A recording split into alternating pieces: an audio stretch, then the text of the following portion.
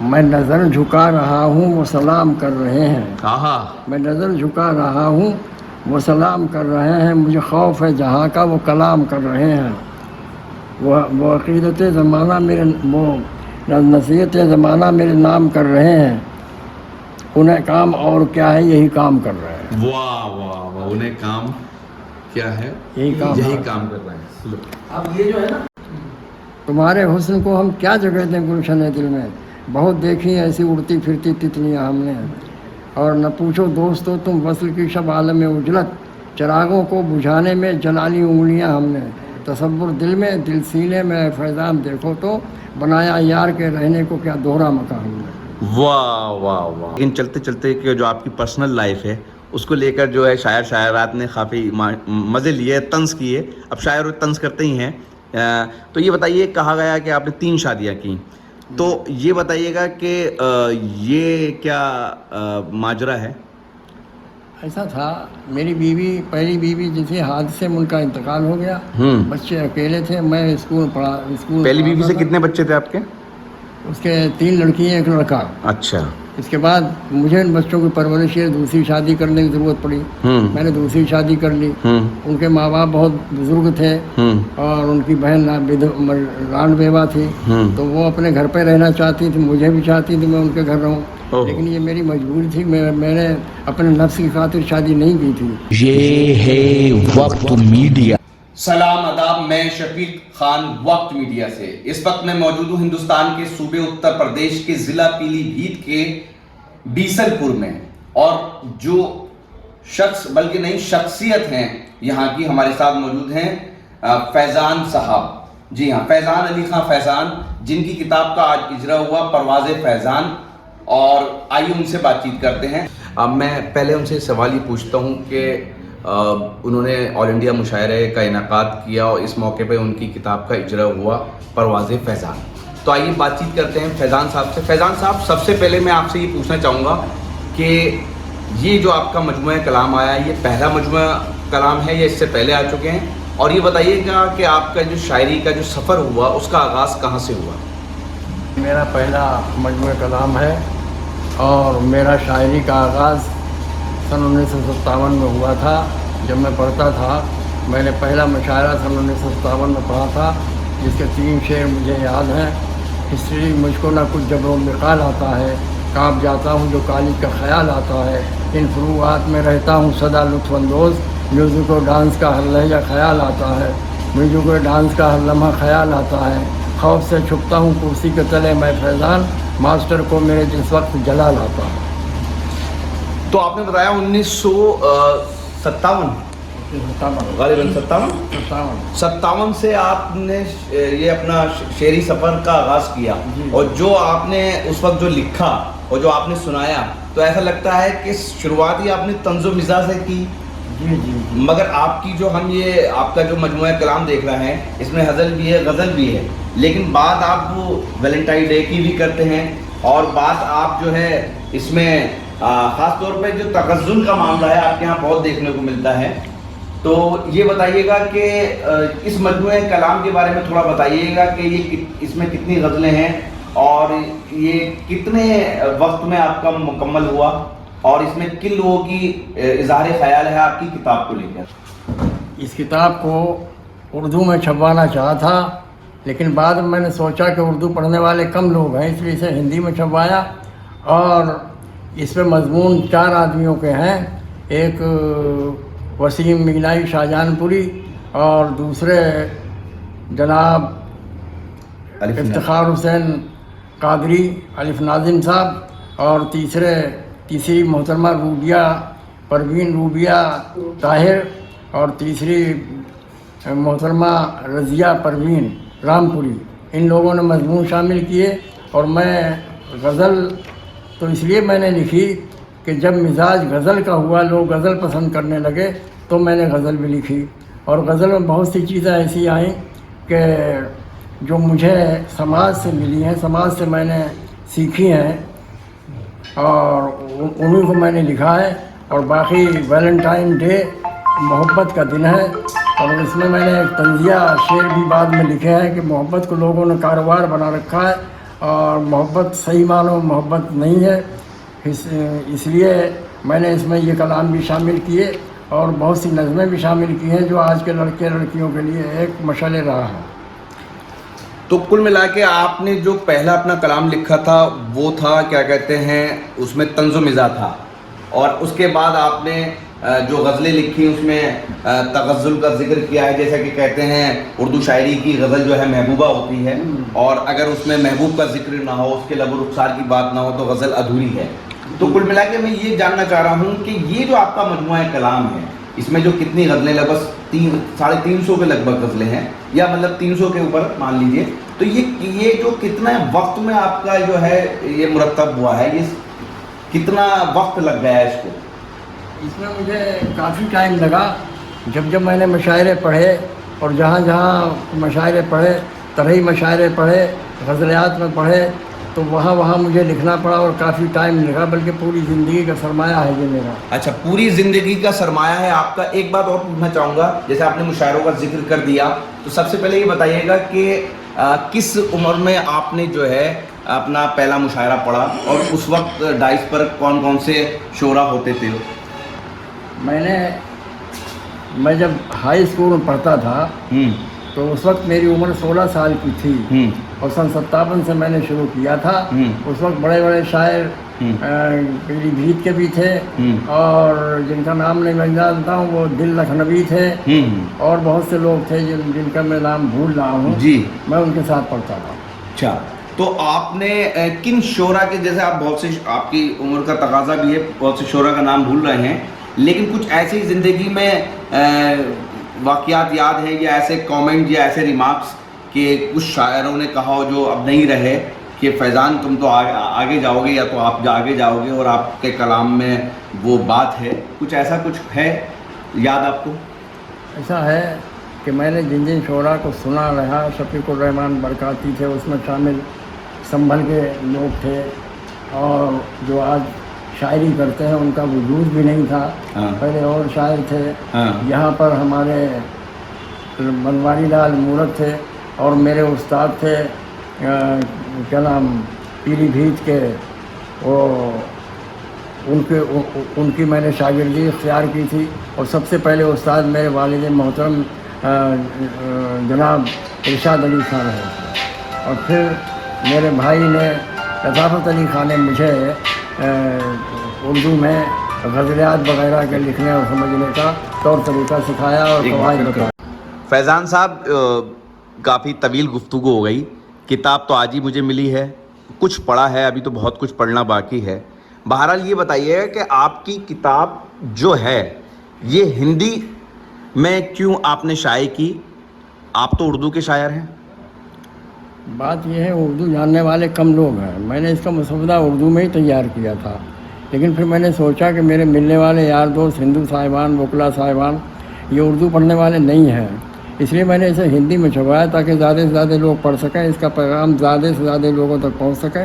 یہ اجرا کے موقع پر 2 ہندو صاحبان نے اس کے اوپر اظہار خیال کیا تھا، ایک نے اس کی وویچنا کی تھی، ایک نے اس کے اوپر نظم لکھی تھی۔ اگر یہ ہندی میں نہیں ہوتی تو وہ لوگ کیسے اس میں شرکت کرتے، کیسے پڑھ پاتے، صرف اردو تک محدود رہ جاتی۔ اب میں آگے اس کا دوسری بار اس کا شائع کراؤں گا، میرا ارادہ ہے اردو میں چھپوانے کا۔ اچھا، ایک سوال میں آپ سے یہ پوچھنا چاہتا ہوں کہ آپ کی اس کتاب کو، کیونکہ ہم نے سرسرا مطلب ایک نظر ڈالی ہے، ابھی پورا نہیں دیکھا ہے، تو اس میں میں نے دیکھا کہ کچھ جو دیہاتی زبان ہے یا بھوجپوری زبان ہے، کیا کہیں، اس میں گیت بھی آپ نے لکھ دیے، جبکہ آپ یہ چیز ہم دیکھتے ہیں خاص طور پہ پورب کے جو شاعر ہیں وہ اپنی کتاب میں لاتے ہیں، اور آپ تو پشچم میں ہیں، ادھر مغربی اتر پردیش میں ہیں، تو یہ جو آپ کے گیت ہیں اور جو زبان کے وہ جو الگ زبان ہے، بھوجپوری کہیں یا پوربیا کہیں، تو یہ کیسے آپ نے سوچا کہ یہ گیت بھی، اور آپ کو ماشاءاللہ زبان پہ پکڑ بھی ہے، تو یہ کیا جادو ہے، یہ بتائیے۔ ایسا ہے، میرے ایک دوست ہیں شاد پیلی بھیتی، انہوں نے مجھے بلایا، اور وہاں اقبال صاحب جن کا تعلق فلمی دنیا سے تھا، انہوں نے ایک کہانی مجھے سنائی، ہمار بھوجی، اور اس پر وہ فلم بنانا چاہتے، تو اس سے انہوں نے مجھ سے کہا پوربی زبان میں گیت لکھ دیجئے، تو میں نے گیت لکھے، پھر اسے ساز اور آواز بھی دی، لیکن فلم بننے سے پہلے ان کا انتقال ہو گیا، تو وہ گیت वैसे ही रह गए। मैंने इसमें शाये किए मिसाल के तौर पे कि मैं उसमें जो गीत लिखे हैं वो पूर्वी ज़ुबान में है कि आप पूछिए जी पूर्वी ज़ुबान में लिखे हैं। जी फरमाइए। हमार भौजी के लिए जो मैंने गीत लिखे थे उसमें एक गीत ये है, हमरी अटरिया पे बोलत है कागा, हमरी अटरिया पे बोलत है कागा, आए जाओ ना परदेसी सजनवा, बदरा बदरा बदरा गरजत पड़त फुअरिया, सनन सनन सन चलत बेरिया, सनन सनन सन चलत बेरिया, हमरे करिजबा पे गिरत बिजुरिया, सजना ने लिहनी न अबहू खबरिया, बरसत नयनवा जैसे बदरवा, आ जाओ ना परदेसी सजनवा, ताने मारत है मोह सखियाँ, तोर सजन फासिन सौतनिया, नागन बन मोह डसत है रतियाँ, कासे कहूँ मनवा की बतियाँ, हुक उठत है हमरे करजवा, आ जाओ ना परदेसी सजनवा।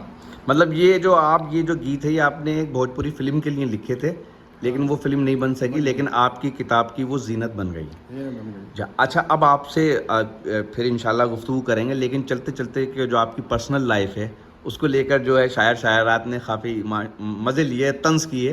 अब शायर तंज करते ही हैं। तो ये बताइए, कहा गया कि आपने 3 शादियाँ की, तो ये बताइएगा कि ये क्या माजरा है? ऐसा था, मेरी बीवी पहली बीवी जिसे हादसे में उनका इंतकाल हो गया, बच्चे अकेले थे, मैं स्कूल पहली बीवी से कितने बच्चे थे आपके? उसके 3 लड़कियाँ 1 लड़का। अच्छा।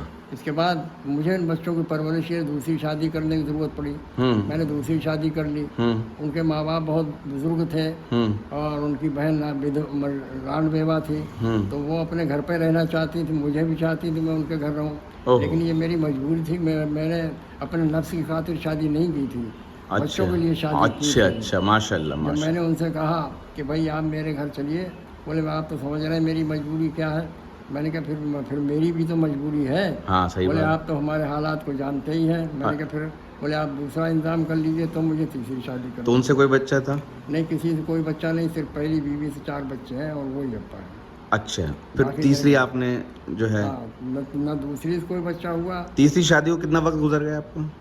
ये इसको भी करीब 20 साल हो गए। 20 साल गुजर गए।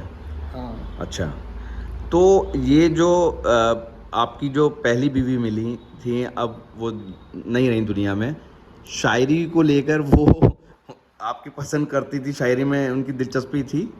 उनकी कोई दिलचस्पी शायरी में नहीं थी, लेकिन वो बड़ी सीधी सादी थी। हाँ। सोम सलात की पाबंद थी, नमाजी थी।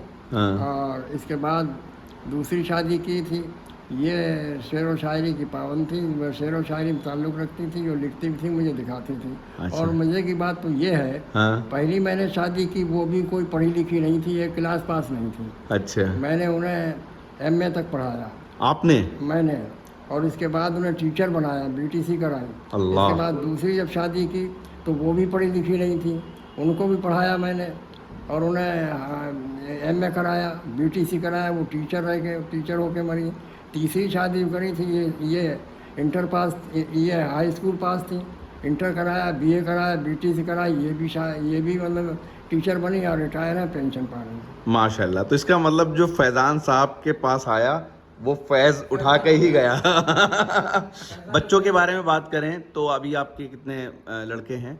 एक लड़की मेरी टीचर है और दूसरा लड़का मेरा लेक्चरर है, सीनियर लेक्चरर इंटर कॉलेज में। और 2 लड़कियों की शादी कर दी, वो अपने घर रहती हैं। बच्चों को दिलचस्पी हुई? जैसे मैं मीडिया से हूँ और ख़ास तौर पे प्रोग्राम कवर करता हूँ, तो घर में भी लोगों को शौक ज़ौक है या वो उभर के आ जाता है, पता चल जाता है। आपके बच्चों में शायरी को लेकर, अदब को लेकर झुकाव है? शौक तो है, लेकिन वो इस तरफ राग़िब नहीं है कि कुछ लिखें, कुछ पढ़ें, कुछ बताइए शायरी कराएं। लेकिन शौक तक है मामला? शौक है, सुनते हैं शायरी, सुनते हैं, समझते हैं शायरी, पसंद करते हैं। हाँ। अच्छा। फैज़ान साहब, ये बताइएगा कि जब आपने शायरी का आगाज़ किया तो जाहिर सी बात है आप शोरा को पढ़ते होंगे। वो शोरा उस ज़माने में आपकी जब 10 साल की उम्र थी, 12 साल की, जो हयात थे या जो हयात नहीं थे, तो आपके पसंदीदा शायर कौन से रहे? गालिब गालिब। जी। गालिब का क्या आपको मुतासिर किया गालिब की शायरी ने? इनकी शायरी में वो सब बातें थीं जो कि होनी चाहिए, किरदार की, अखलाक की और तमाम बातें इनकी शायरी में पाई जाती हैं। और इन्होंने लिखा भी है कि गालिब खस्ता के बगैर कौन से काम बंद है, कीजिए हाय हाय क्या किए रोइए जार जार क्यों। अच्छा, उसके बाद कोई ये तो गालिब का दौर हुआ जिसमें ना आप थे ना हम थे, लेकिन गालिब के बाद भी कुछ शोरा ने आपको मुतासिर किया? हाँ, हसरत मोहानी थे, मीर थे, अच्छा। इकबाल थे। इकबाल भी काफ़ी पसंद आए मुझे। अच्छा, यही शायर मुझे ज़्यादा पसंद है। ज़्यादा पसंद आए। हाँ। अगर आपकी बात करें, आप बतौर हैसियत मतलब बतौर शायर, आपको अपना एक ये जो मजमूआ कलाम है नहीं, जिसमें लगभग 300 साढ़े 300 सफ़ात हैं, इसमें गज़लें हैं, हज़ल हैं, कौन से ऐसे शेर हैं इस मजमूए कलाम में या कोई गज़ल है उसके चंद अशार जो आपको बहुत अजीज़ हैं? बदलते जब कभी देखी निगाहे बागवां हमने, बनाकर शाखे गुल से नोच डाला आसिया हमने। कोई उलझे न हमसे, हमें मौजे बहर उल्फत की, किनारे पर डुबो दी जाने कितनी कश्तियां हमने। किनारे पर नज़र तिरछी है बल अबरू पर तीरंदाज हो जैसे, न जाने कितनों के रखवा लिए तीरों कमा हमने। तुम्हारे हुस्न को हम क्या जगह दें गुलशन दिल में, बहुत देखी ऐसी उड़ती फिरती तितलियां हमने। और न पूछो दोस्तों तुम वस्ल की शब आलम में उजलत, चरागों को बुझाने में जलाली उंगलियां हमने।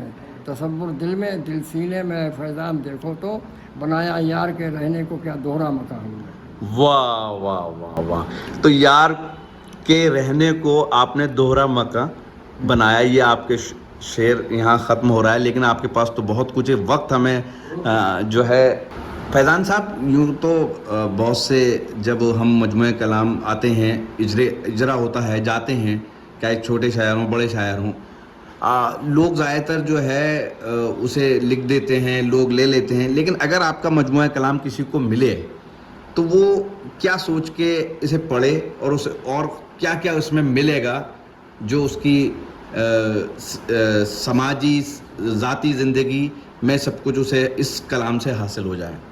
मेरे इस परवाज़ फैज़ान कलाम में सब कुछ है। गज़लें भी हैं, हज़ल भी है, लोकगीत भी हैं, क़ताआत भी हैं। कोई चीज़ मैंने छोड़ी नहीं है जो इसमें लिखी ना हो। और पूर्वी ज़ुबान में भी मैंने इसमें लोकगीत लिखे, जो एक गीत अभी मैंने पढ़ा था जी। और इसके पेज 365 हैं। एक साल में 365 दिन होते हैं। ये हुस्न इत्तिफाक है कि मेरी किताब में अल्लाह ताला ने 365 पेज ही क्यों रखे। सुभान अल्लाह, सुभान अल्लाह। बस बात ख़त्म कर रहा हूँ। आज का जो दौर है और जो आपने दौर देखा शायरी के हिसाब से या अदब के हवाले से, क्या बदलाव है? चूँकि आपने वो सुनहरा दौर देखा है और आज जो दौर चल रहा है, क्या बदलाव देखा? ये चंद बातें और कर लेते हैं आपसे। कल की शायरी अखलाक, किरदार और समाज पूरी की अक्कासी करती थी, और आज की शायरी सिर्फ इश्किया माहौल को ढालती है। उसमें वो बातें नहीं हैं जो पिछले ज़माने के शोरा हजरात ने, जैसे इकबाल ने लिखा, गालिब ने लिखा, मोमिन ने लिखा, वो बातें अब नहीं हैं। अब तो ये हालात ज़माना को देखते हुए शायरी तो आज बराए नाम शायरी रह गई, वो शायरी रह नहीं गई जो पहले शायरी हुआ करती थी। अच्छा, तो आप इस मामले में बिल्कुल मायूस हैं या है अब भी कुछ हल्का फुल्का चल रहा है?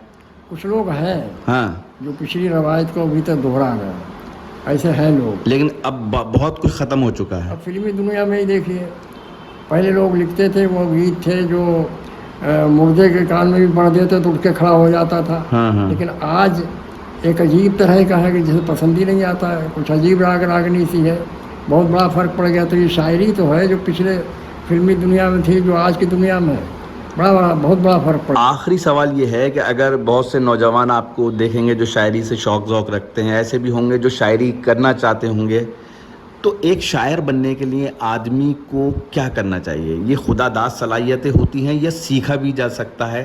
कोई शायर बन सकता है या बना बनाया पैदा होता है? देखिए, कोशिश लोग करते हैं, लेकिन जिसमें सलाहियत अल्लाह ताला ने दी है, असली शायर वही बनता है। खुदादाद सलाहियतें हैं, हाँ, थॉट्स आते हैं, चाहते हैं, ख्यालात उसको उतरते हैं, उड़ा उतरते हैं, रदीफ, काफिया या बहर ये सीख सकता है, ये सीख रहे हैं। लेकिन जो ख्यालात हैं उसे आना चाहिए। कवानीन शायरी को जानने के बिना शायरी कर नहीं सकता, तो वही करेगा जिसके दिमाग में ख्यालात आते हैं और वो कवानीन सीखा हुआ हो। ऐसे बहुत से लोग हैं वो समझते हैं कि शायरी का कोई स्कूल होता है, शायरी का कोई टीचर होता है या गुरु होता है, हम जाएंगे वो सिखा देगा। ऐसा नहीं होता ऐसा है। कुछ नहीं है। आदमी अपने आप लिखता है, किसी एक को अपना उस्ताद मान लेता है, उससे असला लेता रहता है, शायर बनता है। यानी जो ये सोचते हैं आजकल सोशल मीडिया पे बैठ के लोग कि हम भी शायर बन जाएं, और लड़कियां भी खास तौर पे, तो शायर बना नहीं जाता, उसके अंदर क्वालिटीज़ होती हैं, उस्ताद जो हैं उसको निखार देते हैं, उसको कवानीन बता देते हैं शायरी की। देखिए, आज शायरी में आवाज़ का इस्तेमाल हो रहा है। जी लड़कियां शायर नहीं होती हैं, हाँ, उनको लोग लिख के देते हैं, उनकी आवाज़ को इस्तेमाल करके उससे पैसा पैदा करते हैं। हाँ हाँ और उसने इत्तेफाक से है हाँ। कि होती हैं, लेकिन बहुत सी शायरात होती नहीं है, बनाया जाता है, उन्हें इस्तेमाल किया जाता है। तो कुल मिलाकर अगर कोई नया सुन रहा है और वो चाहता है कि हम शायर कैसे बने, तो उसको ये पहले अपना जायज़ा ले लेना चाहिए कि वो कुछ ना कुछ लिखना जानता हो। हाँ जी, अगर उसके अंदर सलाहियत है तो वो ट्राई करे, नहीं तो सिर्फ सुनता रहे। बस सुनता रहे। तो इससे पहले कि मैं अपनी गुफ्तगू ख़त्म करूं, काफ़ी तवील गुफ्तगू हो गई है और हमें निकलना भी है, कुछ और अशार जो आपके पसंदीदा हो वो सुनाइए और फिर आपसे इजाज़त चाहते हैं। हद से बढ़ने लगी है बात, चलो सो जाए, अब मचलने लगे जज्बात, चलो सो जाए। हद से बढ़ने लगी है बात, चलो सो जाए, अब मचलने लगे जज्बात, चलो सो जाए। ये और याद नहीं आ रहा है, वो बहुत से कोई हैं। और? तुम्हारे हुस्न का सानी नहीं है, हाँ। हमारा इश्क नासानी नहीं है। इन आँखों पर यकीन मैं कैसे कर लूँ कि जिन आँखों में तुग़यानी नहीं है, कि जिन आँखों में पिशेमानी नहीं है। कहाँ डूबी है आकर कश्ती ये दिल, जहाँ दरिया में तुग़यानी नहीं है। मैं नज़र झुका रहा हूँ, वो सलाम कर रहे हैं। आहा। मैं नज़र झुका रहा हूँ, वो सलाम कर रहे हैं। मुझे खौफ है जहाँ का, वो कलाम कर रहे हैं। वो अक़ीदत ज़माना मेरे, वो नसीहत ज़माना मेरे नाम कर रहे हैं। उन्हें काम और क्या है, यही काम कर रहे हैं। वाह वाह वाह, उन्हें काम क्या है, यही काम कर रहे हैं। तो दोस्तों, ये थे फैज़ान अली ख़ान फैज़ान साहब, हिंदुस्तान के सूबे उत्तर प्रदेश के ज़िला पीलीभीत के बीसलपुर में, जिनकी किताब का इजरा हुआ परवाज़ फैज़ान, और उन्होंने सब कुछ बताया जो उनकी ज़िंदगी में शायरी का सफ़र से लेके सियासत का सफ़र हो और घरेलू जो ज़िंदगी है उसके बारे में भी उन्होंने बताया। आपको ये गुफ्तगू कैसी लगी ज़रूर बताइएगा। एक शेर में ये शेर कह के ये बात अपनी ख़त्म कर रहा हूँ कि आपसे जिसने गुफ्तगू कर ली उसने जीने की आरज़ू कर रहा हूँ। बहुत शुक्रिया अपना कीमती वक्त देने के लिए। अल्लाह ताला आपका साया हम पर ता देर तक रखे। आमीन।